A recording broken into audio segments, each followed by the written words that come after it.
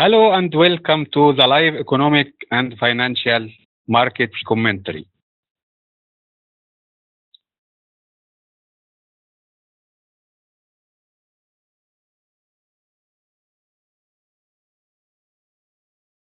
This live session will cover fundamental analysis in the week ahead, global coverage of current economic data, including major markets news, analysis, and events, how to apply the best trading strategies prior to news being released and after.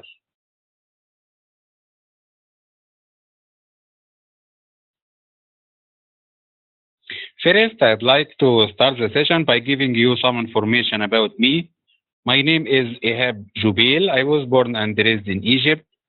I have a passion for financial trading as well as teaching. I have been trading for a number of years, mainly on Forex and commodities. And in recent years, I have also set up my own trading robot signals and website. I host online webinars and seminars on investment and financial trading regularly, and I provide my service to subscribers worldwide. Now let's start the session.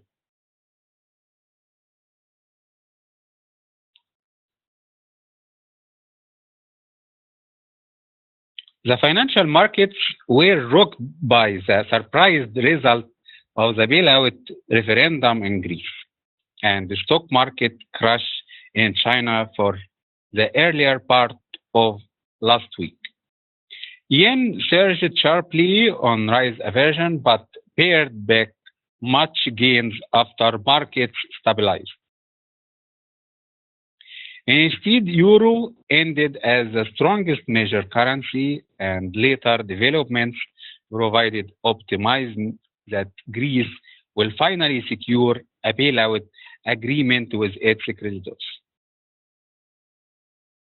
Meanwhile, the Chinese stock markets also staged a strong rebound on Thursday and Friday on the government's rescue measures. And so the Australian dollar extended the medium-term downtrend and ended as the weakest major currency in the deteriorating outlook of its main trading partner, China. Canadian dollar followed as the second weakest as crude oil gapped down the week and stayed weak. Sterling was the third weakest and dollar ended the week mixed.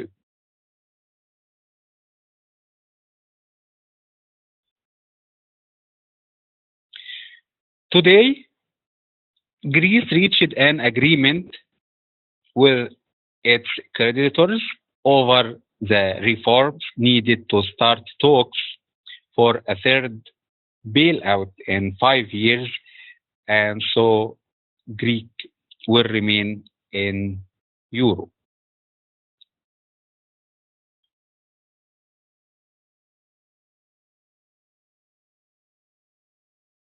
This week we will watch these events.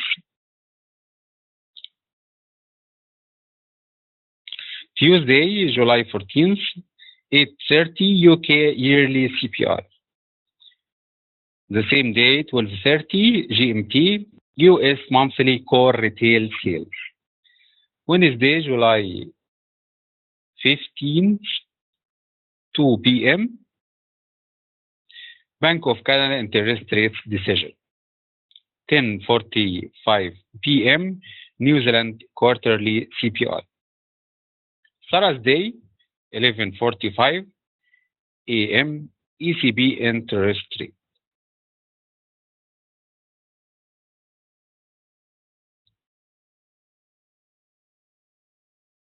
I will talk in more details about some of this news.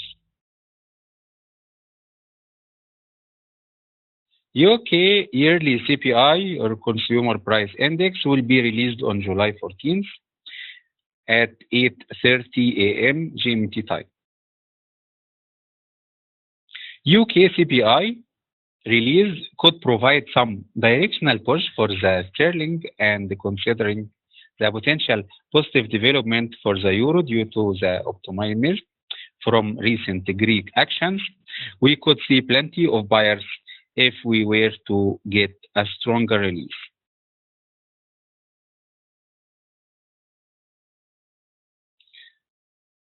Remember, UK CPI forecasted to be 0.1%. Previously, it was the same 0.1%.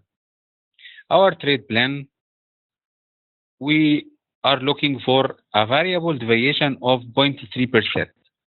If the inflation number remained above 0.4%, we will buy the pound.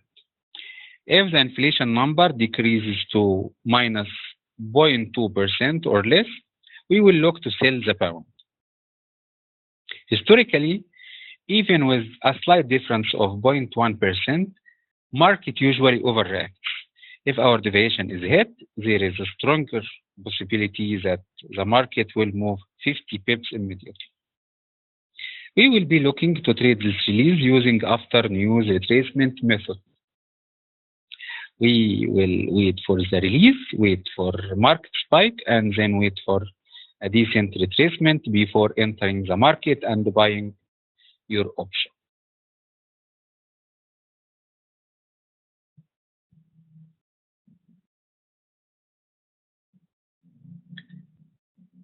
The second news we will watch this week will be US core retail sales that will be released on July 14th at 12:30 p.m. GMT time.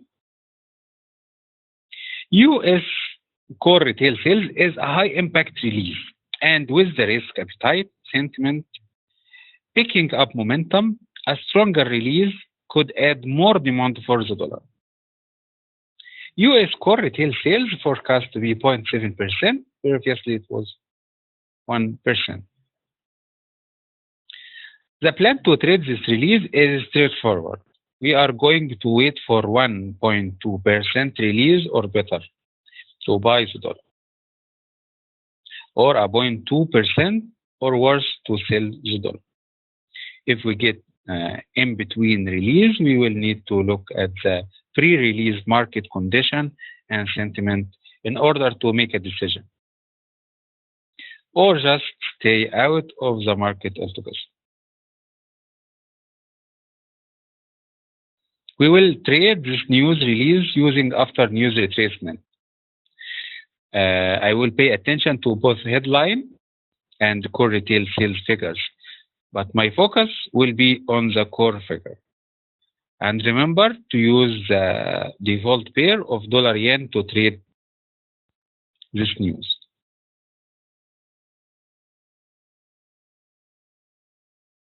And this is a 1-minute chart for last month during and after the news release. It was expected to be 0.7%, and the actual number was 1%. So it was better than expected, and we can see the market reacted to this. And the dollar yen pair first, but because the deviation number was not the deviation number that we look for, the market followed the pre-release market condition and sentiment.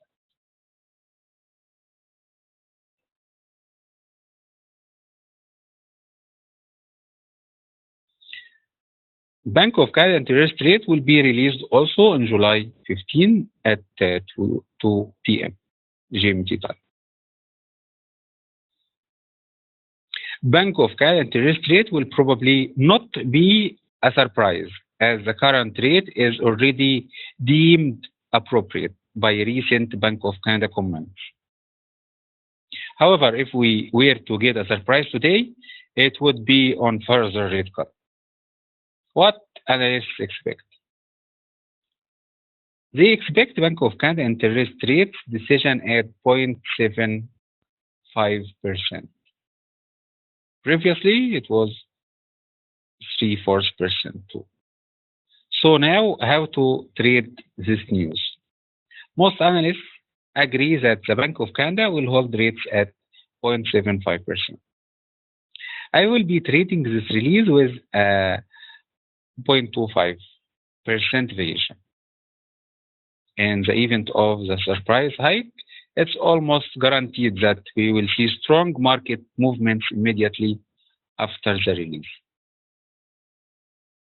However, in all reality, Bank of Canada is unlikely to surprise the market, especially considering recent economic data. And this is a 1 minute chart for the last release, during and after the news release.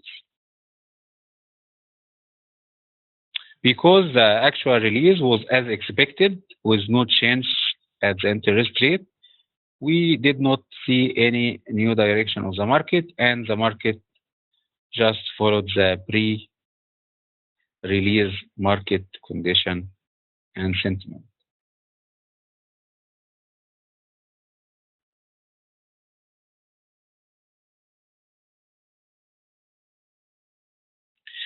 New Zealand CPI will be released on July 15th at 10:45 p.m.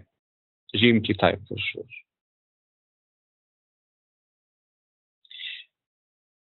New Zealand CPI, or Consumer Price Index, is a quarterly release. Therefore, there is a chance for the forecast to miss, making this release a bit more volatile than monthly releases. Remember, New Zealand quarterly CPI forecast 0.5%. Previously, it was minus 0.3%.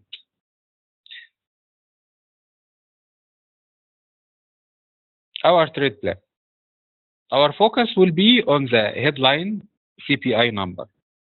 If we get a better release of 0.8%, we should be looking to buy New Zealand.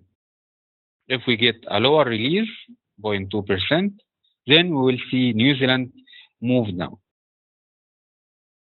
Usually, if our buy or sell figure are hit, we could expect the market to move about 40 to 50 pips within the next 30 to 90 minutes. This is our major chart for January release, during and after the news release.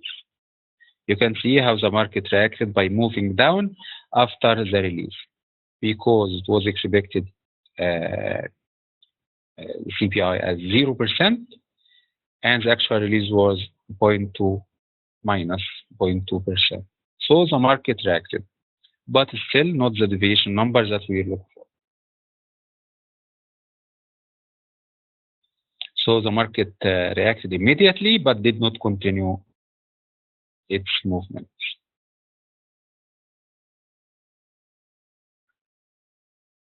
Another news we'll watch this week, ECB interest rate.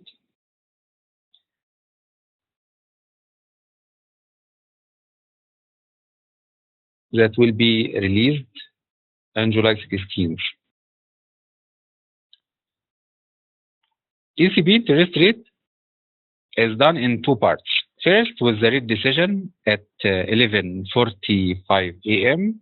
GMT time, then followed with a press conference at 12:30 p.m. GMT time. The most important part of the rate decision is the press conference, which is going to be the main focus, as on-site media members could blindside Draghi, and market will react sharply to his response. At any rate, follow the live webcast.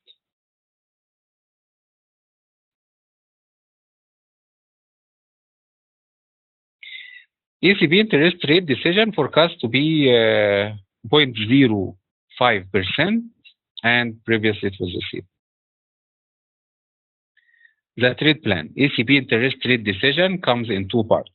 The first one is the rate announcement, followed by the press conference, where ECB chief Draghi issues the official statement on this rate decision.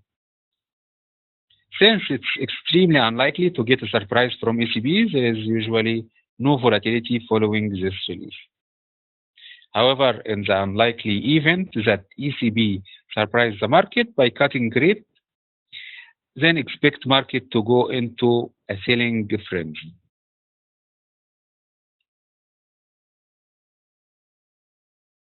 Of course, if ECB decides to keep rates unchanged to as expected at 0.05%, then we should see relatively no change in the market as this lack of move is expected. And this is 1 hour chart for March release during and after the news and the press conference.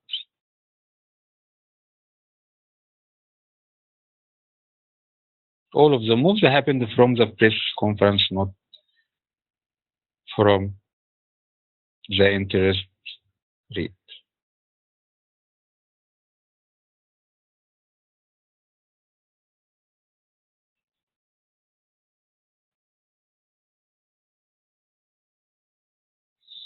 I want to remind you, if you missed a webinar or want to watch it again, you can watch it at pioneer.com YouTube channel or at my website, ehabjubil.com.